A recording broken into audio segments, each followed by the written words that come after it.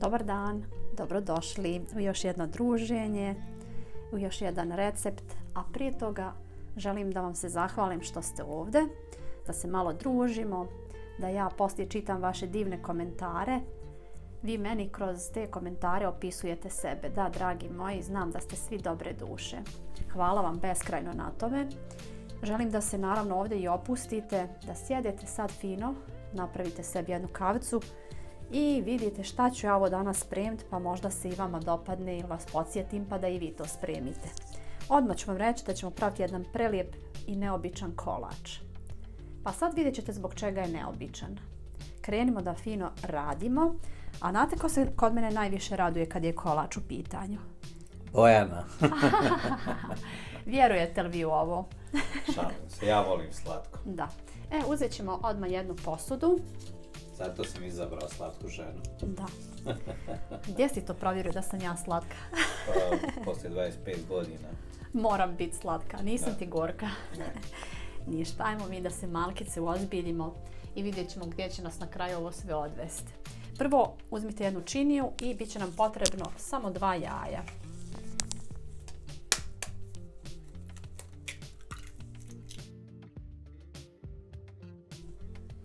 U jaja ćemo dodati prstohvat soli i njih ćemo prvo malo ujednačiti ovako. Mogu da vam kažem da možete ova jaja, kako se zove, da odvojite žumanca i bjelanca, ali da ne komplikujete, samo malo duže ih mutite da onako to fino, kako bi ja to rekla, izblijede jaja. I postepeno ću dodavati šećer. Koristit ću brown šećer, a reću vam još nešto u vezi toga, dok umutim prvo jaja malo.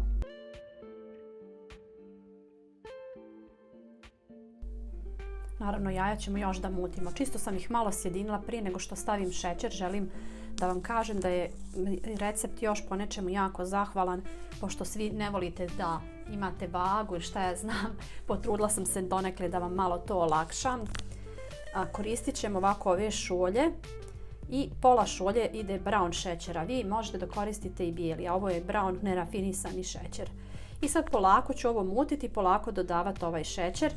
A isto tu ću da koristim i brašno koje je ista ta šolja, samo mora da bude znači onako, evo ovako kad stavite, znači da lupnete, da to brašno se fino slegne, da bude puna. I reću vam i u gramima koliko je to, 220 grama ili jedna šolja, a šećera je 150 grama ili pola ove šolje. I sad idemo da mutimo.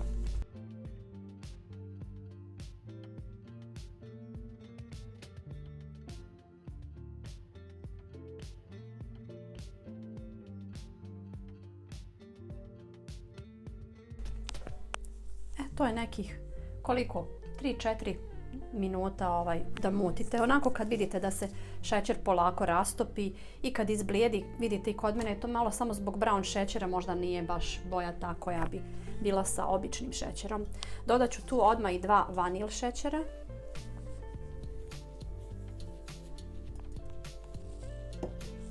Potom ću dodati 100 ml ulja.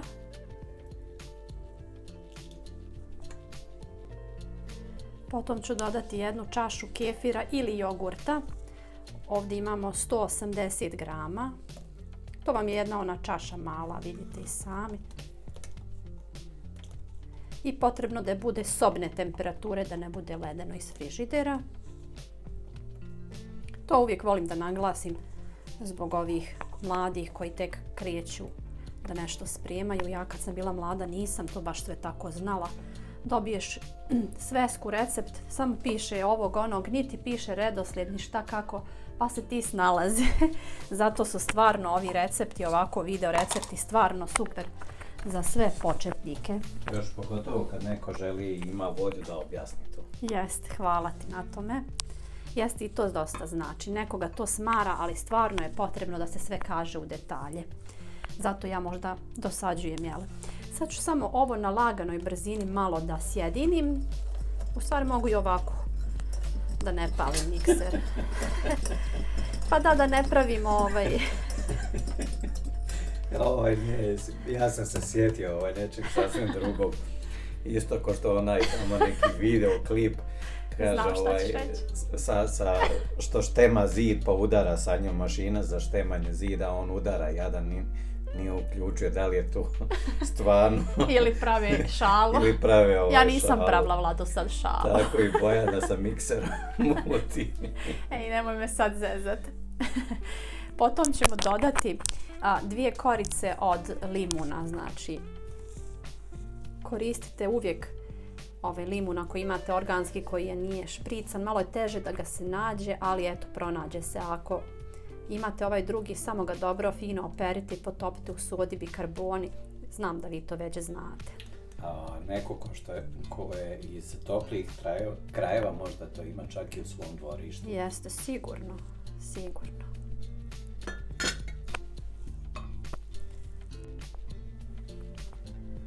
Potom dolaze 3 kašike limunovog soka.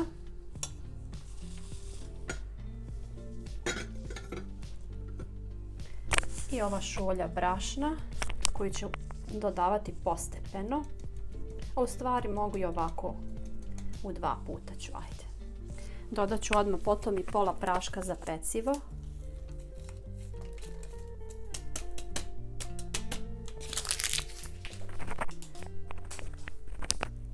Sad ću ja to, kako kažem, prvo malo ovako da se ne zapraši. Vlado, samo se ti smij, zezaj me.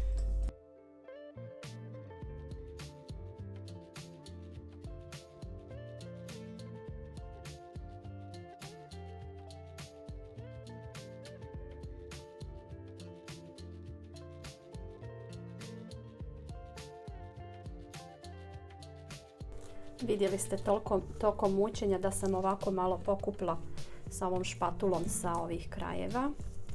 Pošto nisam rjernu uključila na vrijeme, morat ću malo sačekati, ali to neće ništa smetati, to će samo da bude još bolje za vaš kolač koji spremate. To smo uradili i sad ćemo tu da pripremimo ovaj kalup u kojim ćemo to da pečemo. Meni je mnogo interesantnije, kao što sam vam rekla, da ću ovaj kolač da pečemo ovako u ovom kalupu i zato je meni posebno interesantan. Možda nekom i nije, navikli smo uvijek na one četvrtaste, okrugle, hajde jedan ovakav kao u obliku hljeba. I ovo vam je kalup 30 puta 10 otprilike. U stvari nije otprilike već tačno. Ja sam ga podmazala sa maslacem, ali vi možete to i sa uljem, kako god vi to budete želi. Ali kolač nije gotov. Tu dolazi jedno fino, lijepo blago. A to su ove borovnice koje su izuzetno lijepe, ukusne i zdrave i fale mi ovdje. Treba 200 grama, ali ja mislim da fali barem 2-3 grama. Imala sam tu nekoga produženu ruku. Jednog mačka koji je to čapnuo sve. Oprala sam ih i sad ću uzeti samo malo papirni ubrus da ih posušim. Polovinu ću da dodam u ovu smjesu. Pa ću to sve sa špatulom da izmiješamo. Ako ne budete imali svježih borovnica, možete da koristite i zaleđene, samo budite pažljivi da se one otkravi i onako budite pažljivi da se ne raspanu previše. Mada i to na ukusu neće ništa smetati. Ovo ćemo sad da prelijemo u ovaj pripremljen podmazan pleh, kalup. To se već samo rasporedilo i kad bude se peko on će možda malo da ispuca, ali to nemojte ništa da vas buni. Zbog čega sam ostavila ove na kraju, čisto eto da malo ljepše izgleda. One će svakako sigurno propasti dole, ali to, kažem, ništa neće smetati.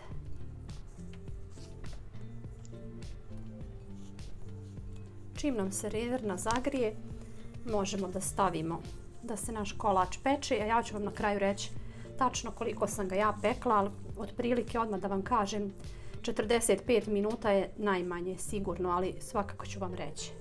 Pa vidimo se kad se ovo lijepo ispeče. Ovo je baš onako jedan lijep, može vam poslužiti za Uskrs lijep kolač. Zašto je meni interesantan, rekla sam zbog ovog kada ga budemo sjekli, onako osjećamo kao parčiće hljeba. Pa vidimo se kad se ovo ispeče.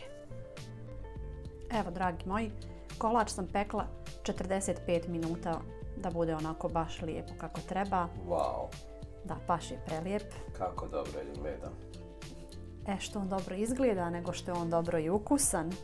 I to ćemo da vidimo. pustila sam ga da se ohladi, ali nije potpuno. Kod mene je to, evo, priznajem, mlako. A pripremili smo tu malo da i uživamo. Evo sad ćemo to da nasiječemo pa da vi vidite zašto meni se sviđa ovakav oblik kolača. Pogledajte kad ovo ovako lijepo nasiječete. Možeš prići s ove strane ili da okrenem tanjir. Evo, okrenut ću ja tanjir samo malo. Znači, pogledaj. To je nešto što baš onako izgleda prelijepo kad se servira na stol. Meni, vidite zbog čega sam stavila ove borovnice gore. Naravno, vi možete da stavite neko drugo voće. Ne moraju to biti borovnice, ali ja bih vam preporučila ako imate tu mogućnost baš da probate. Ja volim taj ukus onako. Da ne bi previše dužila, pripremila sam ja nama tanjire, pristavila sam vodu za kavicu.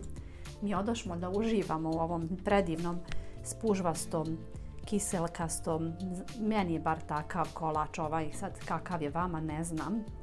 Da li ste probali, da li sam uspjela nekom da nešto novo pokažem ili jednostavno da vas podsjetim. Ja ću sebi uzeti ovaj okrajak. Vlado, tebi da serviram.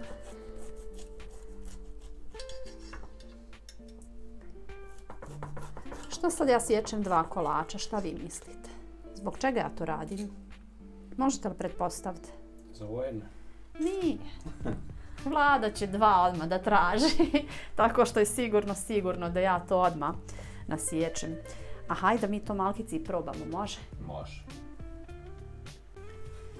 Pošto voda vriza kavu, ja ću ovo na brzinu probat. Nemaš ti, Vlado, vremena, ti moraš da kuvaš tamo kavu. Da. Evo, voda vri, čuje se. A uzela sam njegov komad. Zato što će on dobiti 2. Pogledajte. Još onaj limun i korca limuna. Ne bi ja tu nešto previše dužila. Idemo mi uživati, a vi spremite i vi použivajte i vi. A vi ćete uživati naravno i u našem druženju, vjerovatno. Ja ću da čitam poslije vaše komentare. Ljubim vas i zahvaljujem vam beskreno na svemu. Šaljem vam ljubav. Ljubav i vjeru imajte, dragi moji. I znajte da ste onda spašeni. Prijatno, dragi moji.